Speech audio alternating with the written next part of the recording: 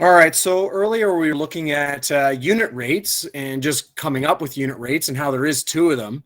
A very, very vital aspect of math or unit rates is actually using them and to figure stuff out. And so, for example, a car can drive 480 kilometers on 60 liters of fuel. I believe that's my car. How far can it drive on 32 liters of fuel?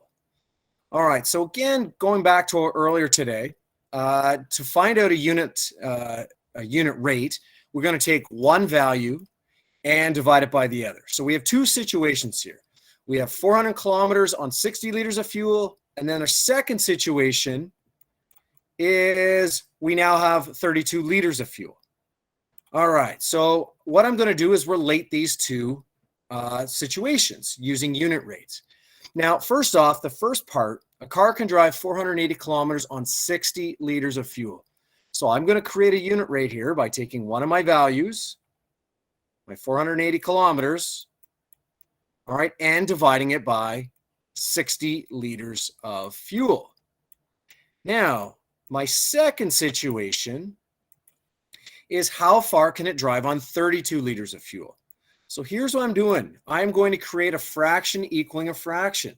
But again, I'm going to line things up. And this is something we've done quite a bit, the fraction equaling a fraction.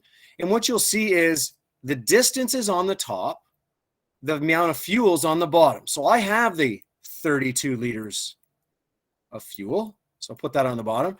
And in this second situation, I don't know how many kilometers. So I put in the top where the kilometers go, I put an X. Now, again, we've done this before, fraction equaling a fraction. We're going to do a whole lot more too in the next couple of weeks. And so that's where I can cross multiply. All right. And so what I end up with is I've got 60 times X is equal to, I'm going to take my 32 and multiply it by 480. All right. So now all the fractions are gone, right? I just have to solve for X.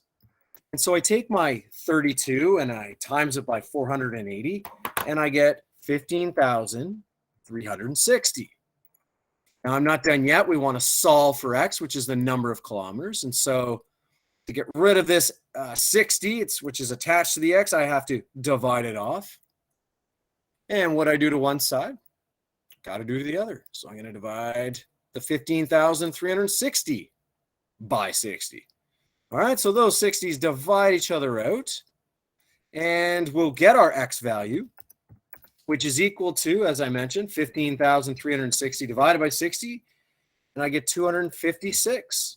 And again, I look up at the top there, or with my original fraction, well, kilometers is what X is, and so you can go 256 kilometers on 32 liters of fuel. There we go. All right, so let's try another one of those. A few more of those, actually.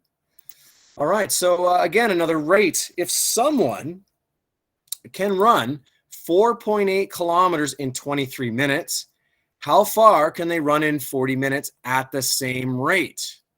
All right, so here's our first situation. Running 4.8 kilometers in 23 minutes.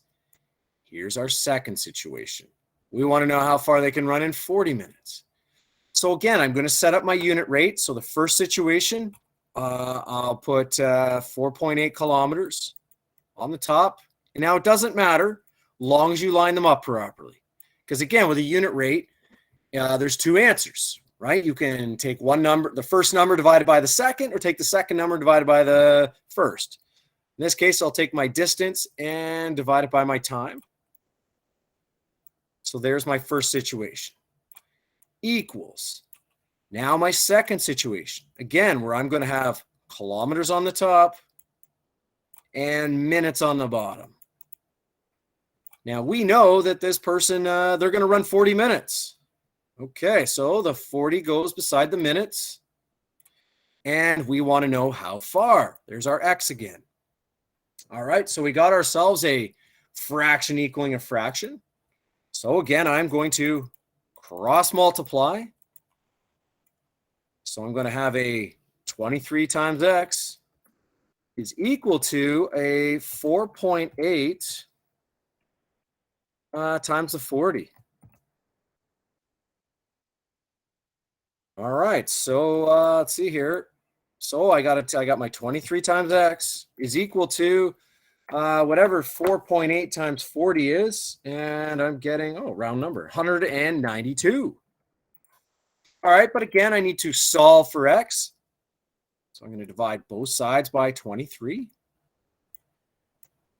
That will divide those 23s off, so they're gone, and all we have is x left over. And so how far can this person run if they don't get tired and they run at the same rate? I take 192 and I divide it by 23. And this time I'm getting 8.35.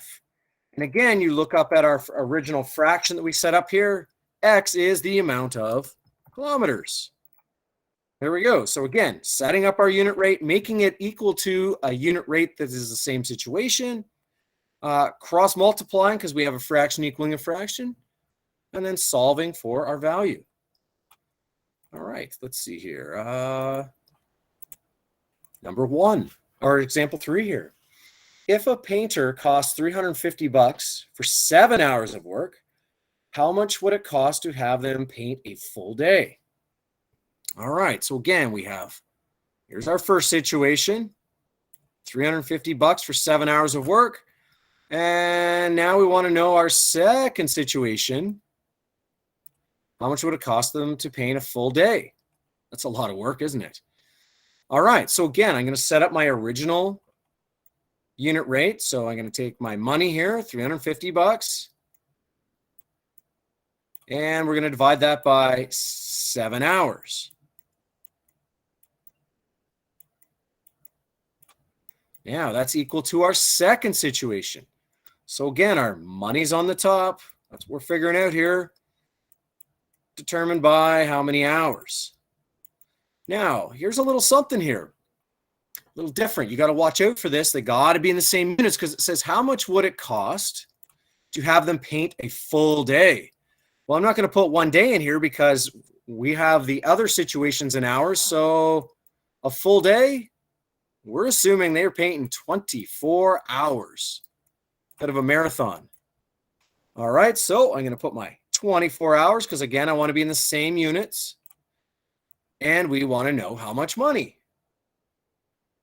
All right, so again, I have my fraction equaling a fraction. And so once again, I'm going to cross multiply. All right, so I have a 7 times x is equal to, I got 350 times my 24. All right, so I take my, 7x nothing's going to happen there, but then I take my 350, I multiply it by 24, and I get, let's see here, 8,400. All right, and just as I did before, I got to get x by itself. It's 7's attached, so I can divide it off. All right, so those 7's divide each other off. And all I got is x left over, and that's what we wanted here. Find out what x is, and it's whatever 8,400 divided by 7 is, and I get 1,200. And the units, again, I look up here, my original fraction. X is dollars. So I better get up front here and put a dollar sign there. And there we go. So again, we are just taking our unit rates. Again, setting up our fraction. Because you have 2 situations, you need to deal with 2 unit rates. You make them equal to each other, which again creates a fraction equaling a fraction, which we've had a lot of experience with now, and we're going to have more of it coming, moving in the next couple of weeks. Because we end up cross multiplying, and then we solve for x, and we get our value.